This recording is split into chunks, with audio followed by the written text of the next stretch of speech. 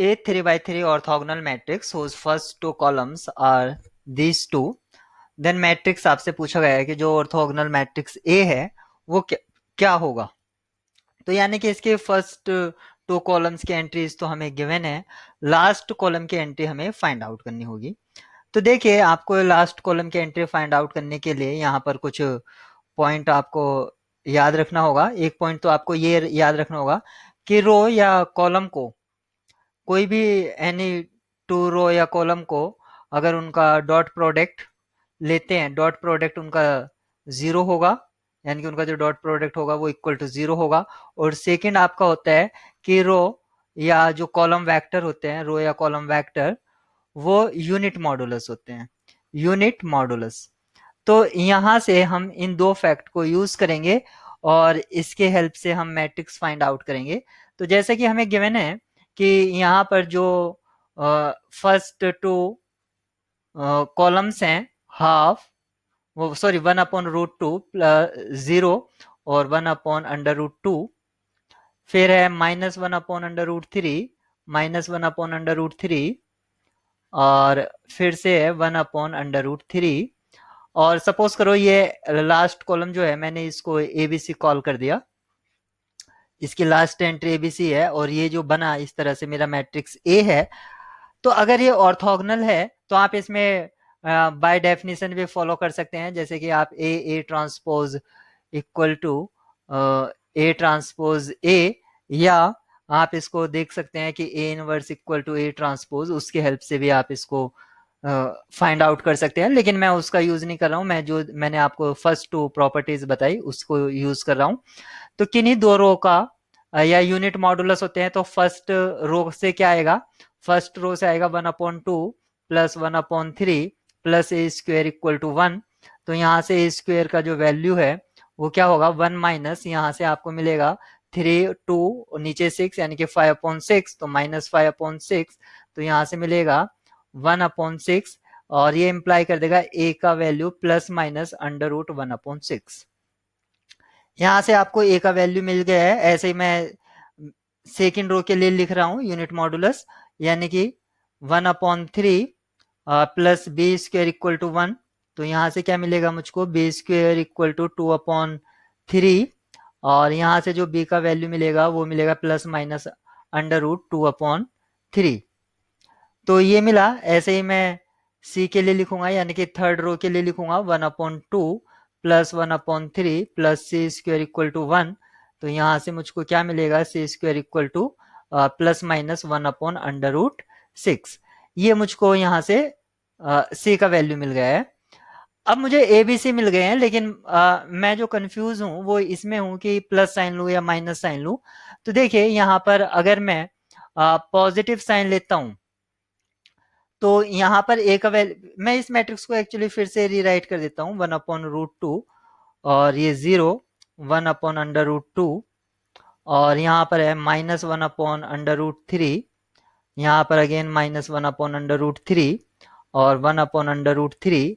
अब यहाँ पर मेरा प्लस माइनस है और square root of 1/6, square root of plus minus 2/3 और स्क्वेयर रूट ऑफ 1/6। अभी मैंने इनको प्लस माइनस नहीं लिया है क्योंकि मुझे अभी इसको जज करना है कि हाँ यहाँ पर प्लस आएगा या माइनस आएगा। तो देखिए फर्स्ट टू रोज को यहाँ पर पहले मैं चेक करूंगा। तो अगर मैं फर्स्ट टू रोज को यहाँ पर देखता हूं तो इन दो का प्रोडक्ट, फर्स्ट ये जो एलिमेंट है यहाँ से 0 आ गया, यहाँ से क्या आएगा, यहाँ से आएगा निगेटिव 1/3। तो अब मुझको क्या चाहिए, पॉजिटिव रिजल्ट चाहिए यहाँ पर। तो पॉजिटिव कब आए, ये फर्स्ट दो एंट्री क्या निगेटिव थी, आई थिंक दोनों ही निगेटिव थी, हाँ दोनों निगेटिव हैं। तो ये पॉजिटिव आएगा यहाँ से, तो ये 1/3 आ गया है। अब यहाँ से इनका जो प्रोडक्ट आ रहा है वो आ रहा है स्क्वेयर रूट ऑफ 2/18, यानी कि ये कैंसिल आउट हो जाएगा, 2/18 यानी कि 1/9 यानी कि 1/3 आएगा। यहाँ से जो आएगा वो 1/3 आएगा। एंड चाहे मेरी कुछ भी हो, इन दोनों का प्रोडक्ट जो है वो 1/3 आएगा, और यहाँ से भी जो प्रोडक्ट है वो 1/3। अब मुझे लाना है 0 इक्वल टू, तो यहाँ से मुझे पता चल गया है कि दोनों में से कोई एक, क्या तो इस पोजीशन पर या इस पोजीशन पर माइनस है, तभी यहाँ पर माइनस आएगा, तो ये कैंसिल होंगे। तो यहाँ से अब मुझे पता चल जाता है कि, तो मैं माइनस इसको कंसिडर कर लेता हूँ, इसको कंसिडर नहीं किया। अभी आपको पता चल जाएगा कि अगर मैं इसको कंसिडर करता हूं तो क्या होगा। तो अगर मैंने इसको माइनस कंसिडर कर लिया, तो मैं अब फर्स्ट रो और लास्ट कॉलम को मल्टीप्लाई करूंगा, और यानी उनका डॉट प्रोडक्ट चेक करूंगा।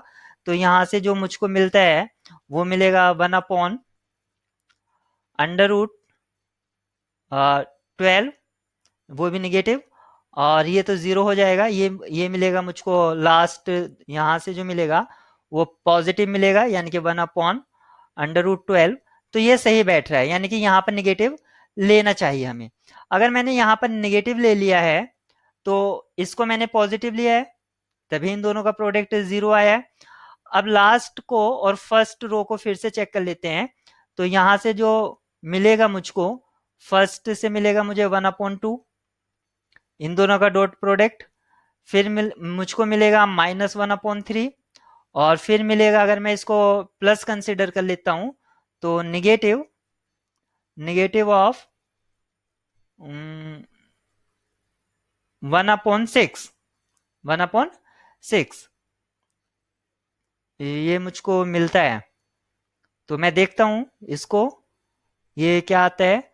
तो यहां से मुझको मिलता है, अगर इसका एलसीएम मैं 6 ले लेता हूं, तो यहाँ पर 3, यहाँ पर 2, यहाँ पर 1, तो ये मुझे मिला 1 - 1/6, यानी कि 0 आ गया है। तो ये तब भी सही है। तो आप इस तरह से इसको वेरीफाई कर लेंगे कि हाँ, किसको आपको पॉजिटिव लेना है और किसको नेगेटिव लेना है। तो ये भी आपका पॉजिटिव है।